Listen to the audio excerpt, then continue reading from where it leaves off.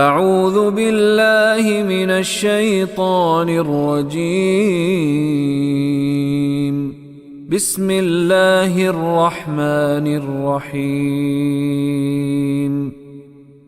ولا تهنوا ولا تحزنوا وأنتم الأعلون إن كنتم مؤمنين. ولا تهنوا، واو کے معنی اور لا نہیں، واو بھی اور لا بھی ہماری زبان میں استعمال ہونے والے کلمات ہیں. تہنوا، وہنا یہینو، وہن کہتے ہیں کمزوری دکھانے کو. وہ کمزوری جسمانی ہو یا اخلاقی ہو، ہر دو حالتوں میں یہ وہن کہلاتی ہے.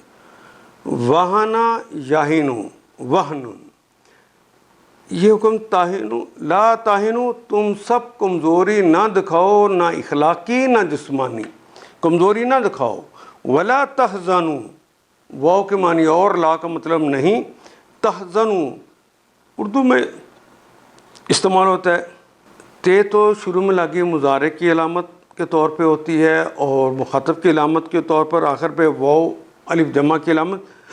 باقی حزن کا کلمہ تو ہماری زبان میں استعمال ہوتا ہے.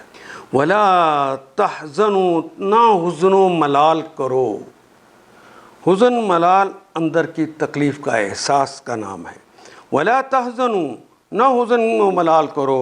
وانتم، اور وہ اور انتا تو ایک مذکر اور انتم تم سب مذکر اور مؤنث سارے مل کے تم سب انسان. آلونا، این لام واو سے، ویسے تو ہماری زبان کا کلمہ ہے اعلیٰ، بلند، اعلیٰ یا آلو بلند ہونا. آلونا غالب ہو جانا، واو جمع کی علامت. انتم العالونا، تم ہی اعلیٰ رہو گے، تم ہی غالب رہو گے. ان کنتم، ان اگر، کن کا مطلب ہونا اور تم کا مطلب تم. ان کنتم مؤمنین، اگر تم سب ایمان والے ہوئے تو. مومن ایمان والا ہونا. مومنین یانون جمع کی علامت ہے اگر تم مومن ہوئے تو. دل شکستہ نہ ہونا، غم نہ کرنا. تم ہی غالب رہو گے اگر تم مومن ہو. اگر تم مومن ہو تو تم ہی غالب رہو گے. ان آیات کو ایک دفعہ پھر تلاوت خود کیجیے، عربی و مبین پڑھتے ہوئے دیکھیے کیا بات پوری اندر اتر رہی ہے؟ کیا یہ اردو کے سانچے میں ڈھلتی گئی ہیں عبارتیں؟ اگر بات سمجھ آنی شروع ہو گئی تو الحمدللہ یہی ہمارا ہدف ہے اور یہ ہدف پورا ہو گیا.